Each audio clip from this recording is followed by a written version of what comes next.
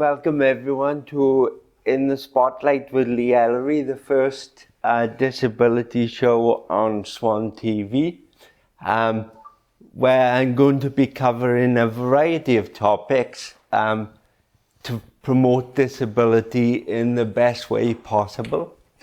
And what better way to start than talk about disability in the arts and the media. With me on today's show, I have Ciaran Fitzgerald, who is a playwright and director in his own right, and also actress Cara Readle, who played Layla in Tracy Beaker series 3 to 5. So, Kieran, if I start with you, what got you involved in theatre and the arts initially? So I always kind of written from a young age short stories, and I always enjoyed creative writing in school. And then when I was 11, I joined the Rising Stars Theatre Company, which was a theatre company for young people and adults who were disabled. And I enjoyed that, but I soon kind of outgrew it and wanted something more. So a company called Mess at the time were casting for a new play by Cara Jayne, which was about young people's attitudes to social media. And there was a character with CP in that play. I remember that one. I think you were too old to play the character at the time. Yeah, I was too old, but I actually wrote the scene for you, didn't I? Yes, you worked with Dave to write that scene. So I was in that play which toured Wales twice, and just got the acting bug then. And today the Mess at Mess, performed in various things for Mess at Mess. And then when I was 17, I thought I really want to write something. I really want to write a play. So I wrote a play with my friend which was about disability hate crime. And you know, when you're 17, you've written the first proper thing you've ever written. You think it's the best thing in the world. Looking back, you know, like, I'm so glad I did that. Do you know what I mean? And Mess put that play on my 18th birthday. And that was a really good feeling to see people come to watch something that I'd written, you know.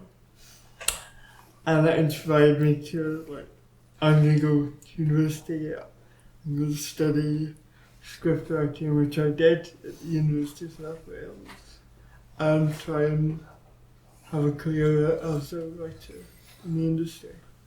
Very interesting career to date, I would think, and you're going from strength to strength, in my view. Thank you. And you really deserve everything that you get. Coming on to Cara now, what got you involved in acting and things? My entry into the industry was sort of not an accident, but I didn't expect it to happen at all. So I was in a drama group outside of school because I just enjoyed drama in school, so I thought, why not do something out of school as well? And when I was 12 years old, I got sent for an audition for a TV show that was filming in Cardiff. There were lots of parts going in the programme that year, including one they wanted a young girl with a disability. It could have been any disability. So my drama teacher said, we have one girl here with cerebral palsy. So I got sent for an audition. I went for 3 auditions in total, which meant I had 3 days off school, which is amazing. You all like your days off school. Yeah, I do like my days off school. Years of school. So, I went to 3 auditions and I got the part. So, going into the industry, I didn't know anything about the industry at all. I was only 12 years old. But I had the absolutely, the best time of my life. I really enjoyed it, and I thought, actually, this is something I want to pursue. So yeah, it sort of happened by accident, but maybe it was meant to be as well. So I'm so glad I got that break at such a young age, and I'm really lucky that it happened that way for me.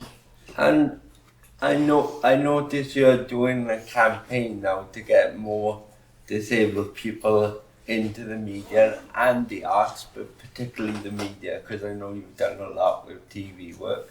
Can you tell me a bit more about that campaign and how possibly people can get involved? Yeah, definitely. So I'm working with another actress with a disability, Andrea Doherty. We just want more people with disabilities to be seen more in TV, on the radio, you know, across all media platforms, because when I was 12 years old, I didn't see anyone with a disability on my TV screen, so I felt like I wasn't seen. And the first person I saw on TV was myself, and that's hard in itself, because watching yourself isn't always great, but I hadn't watched anyone else like myself, and because of my cerebral palsy, the way I walk, talk, the way I move is different, but I hadn't seen that before. No. So watching that for me was really difficult, because I can't see myself normally walking, talking. And for the first person to see like that being yourself, that's even harder. Yeah. Like, I think if I saw someone else with cerebral palsy on the screen, it wouldn't have been such a shock. It would have been okay, but because it was me, it was quite hard. But I think definitely more people need to be on radio, on our screens, in the media in general, with all disabilities. Yeah. Can I just jump in on that? Yeah, you can For jump me, in. as a young person, watching Tracy Beaker, seeing someone who looked like me on TV, I'd never seen that before. Like you had never seen that before. To find out that you were Welsh as well, that you were representing someone I looked like. I mean, we feel I could do that. I could move, but at that age, was there like a responsibility of like I'm representing people?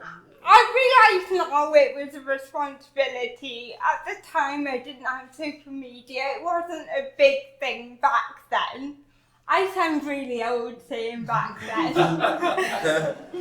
But social media wasn't big back then, I was young, so I didn't realise the impact I had on other disabled people. But when I got older, because Tracy Beaker just kept playing and playing even when we stopped filming, and I would get messages and comments saying, you know, I've got a disability, or my brother, my sister's got a disability, and watching you really helped. And I realised, you know, I want to do this for myself, of course, but there's so many more people I've got to do this for, because everyone deserves to be seen, and everyone should feel like they're seen and they're heard. So it is a big responsibility, but I think I'm ready to take that on. It needs to be done. And I can tell you now that I've already spoken with the team at Swan TV, and we've agreed to back the campaign fully, because we feel it is an important subject, and I will do all I can through my show to be able to promote you in any way that I can. Please share it with me as well. Yeah. Thank you, Rose, and thanks Swan TV as well. Is there anything else you want to bring up while you're here? I think we talk a lot about on-screen representation of disabled actors playing disabled characters, and that is really important. But the only way that you can achieve authentic storytelling, I believe, is if those stories, if the narratives are written by deaf and disabled writers. I agree. Which we're not getting enough of at the moment. We have writers who are writing about disability who don't have that lived experience. What I would see are stories on stage and screen featuring disabled characters, which are not about disability, which are not about the experience of having an impairment. They're about just because our lives aren't just about being disabled. And I think, especially in TV, my experience in TV is that as a disabled writer, you're put into a bit of a box of like, yes, you've got to write about being disabled in order to get that put in. And almost you won't be taken seriously if you want to write about it else. You know, I've written about other things. I wrote a play last year which was performed at the Grand and in Ellery about my relationship with my grandfather who had Alzheimer's, fictionalised account. But I think there is that, I don't know if you feel this from an active perspective, Cara, but everything we do in a work capacity has to be related to our impairments. Is that an experience? Yeah, I feel strongly about I not put in a box. I don't want to just play the disabled character. No. I can play just a normal person who happens to have a disability. And why shouldn't you? You exactly. are capable of doing anything. I think that's a fight us disabled actors have to fight a lot. Is we can play any character. We don't have to play the disabled daughter or the cousin with a disability. You know, we can play any character that just happens to have a disability. In life, no one's chosen to have a disability. It just happens. So what's to say a character in a certain program doesn't have a disability? You know, it's reflecting real life. And I think, you know, it needs to open up more for disabled actors to be seen for more roles. And I think that comes from commissioning more disabled writers to write those scripts.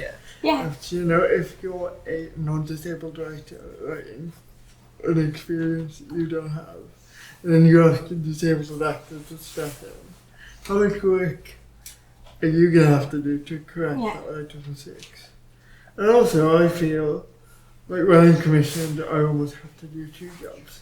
My job as a writer, but then also advocating for the person or the company. The access needs that sometimes are not met. And if a company has not worked with a disabled creative before, they just don't know how to put things in place that we need. I remember, Kieran, you had me as a guest on your podcast in lockdown and we were talking all about this and how we can promote disability in general, because what I feel is when you look at disabled people or disabled groups to campaign on different things, you get told about something and then you're left to the bottom of the pile before anything happens. I feel within our industry that there is a ghettoisation of disabled people. What I mean by that, especially in Wales, is that there's this perception that the disabled creatives should only work with the companies who exist to promote disabled creatives. And I don't mean this as a criticism of taking flight or hijinks, because I believe that the work they do is important and we need it in the industry. But is there any reason that Cara shouldn't be in a play at the showroom? No. Is there any reason why I have written for Theatr Clwyd, I've written for the showroom, I've written for the Theatr Genedlaethol, but I've always been, oh, you're the first disabled writer we've ever commissioned. And on the one hand, you might think, oh, that's a nice thing, that's quite good. But also, it's 2023, and if you haven't commissioned a disabled writer before, are you going to know how to work with a disabled writer? What is your approach to accessibility going to be? And why are you celebrating this when you could have done it 10 years ago and had someone from me as a young person to look up to and think, that is a writer who's been commissioned by all these places, so I can aspire to that as well. You're talking a lot, Kieran, about being commissioned for different companies. Yes. If you know the company needs to support an actor with disability needs, how do you go about telling the company what the actor needs? So, what I don't know if you use this kind of, but I use a document called an access rider. So an access rider is a document containing all the things that I need to work successfully in that environment. And you might change it from job to job. There's another thing whether they read it. I don't know if you have this where you've sent an access rider and you get there on the first day. It's obvious that they haven't looked at it. No. Do you get that? I've had that occasionally, but I have been very lucky with the jobs that I have had where I don't send a rider, but I get a phone call from the producer or somebody within the team. They always call me and ask what I need. And, I know I'm very lucky, and I also know I'm in the minority because that does not happen with every person within the industry. It doesn't happen as much as it needs to. It should happen with everybody, and it doesn't. And also, I think what is not understood is that everyone has individual access requirements. Yeah. So the three of us have got CP, but our access requirements, I would imagine, are quite different. Yeah. I don't think that necessarily is taken account. I think there's still a very medical model outlook from the industry and a lack of understanding of the social model, the lack of implementation of social model practices in order to enable that inclusion, if you know what I mean. Yeah, I agree.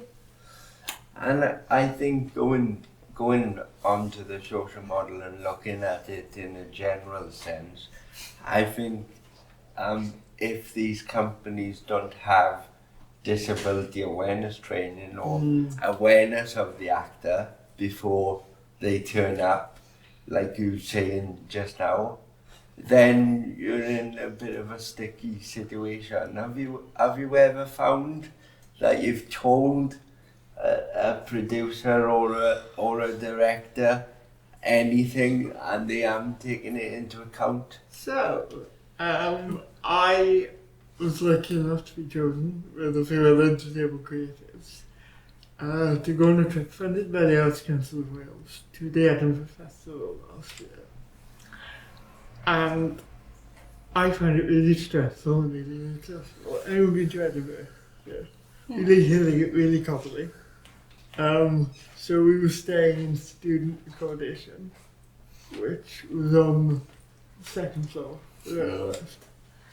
Without a lift? Without a lift.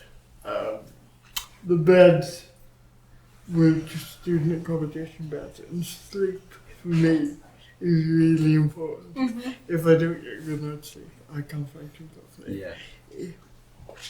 And I had to come home early. And that experience was like, okay, no one asked me beforehand what my access needs were. I took a PA with me and they were a bit funny about it, to be honest. And it was just, I don't know. This, I don't know now the Arts Council because I funded my work, and you know I don't want to stop being funded by the Arts Council. But on that occasion, I feel that a lot more could have been done yeah, to ensure that, and that it was accessible. because you had to come home, it probably spoilt the couple of days you had there. Yeah. Because you couldn't carry on with your work that you were commissioned to do. I kind of felt, oh, I had to come home early. Then it was my fault. Also, blaming myself, oh, I could have carried on. But actually, it was because The access needs were weren't in place. not implemented. I couldn't stay until Friday. It just really frustrates me, and this is one of the big things really that in the spotlight we'll look at in the future. I'm not going to leave this topic as a one-off. I'm going to keep coming back to it because I know myself when I've done theatre workshops with different people, they all say in good faith that they're going to carry on and they're going to do this, that and the other, but unless there's funding there, none of it can carry on. And like obviously Cara, you are campaigning for people to get more noticed within the media and the arts, and I think we need to support it as a big cohort of disabled people, not just us three but here now, or anybody that's watching. We need to get behind it. So is there anywhere that people can go on social media at the moment, or have you thought of ways that people can join a page or something on Facebook? So I wanted to talk to you both about this privately, but I'm going to talk about it publicly instead. I'm trying to set up a regular social meetup for professional disabled people who work within the creative industries in Cardiff. There's a WhatsApp group which I can add you both to, and that'll be a social opportunity for people to meet other people working in the creative industries. But I think it might also inspire some activism, because you can feel quite lonely as a disabled creative and not know where to turn for advice if you've been discriminated against, which is why I'm lucky to have the support of people like Kate O'Reilly and Sarah Beer, people who's Two lovely people. slightly older than us, but have been there before and had that experience, gone before us, and enabled us to be able to do what we're doing now. And I think it's important that we, as our generation of disabled artists, support the next generation who are coming through. Definitely, yeah. Because there's still a lack of access to training for disabled actors. Not enough people coming through, talented people who have got access to the industry. I think having that community of other people who've been through it, going through it, experienced it, it was really helpful, or it certainly was for me. Well, thank you for coming in today and talking to me about all your careers. For people that don't know, In the Spotlight with Lee Ellery has a Facebook page. If you could like it, share it, tell people about your experience on the show today, and I hope to speak to you both soon, and good luck in the future. Thank you. Thank you.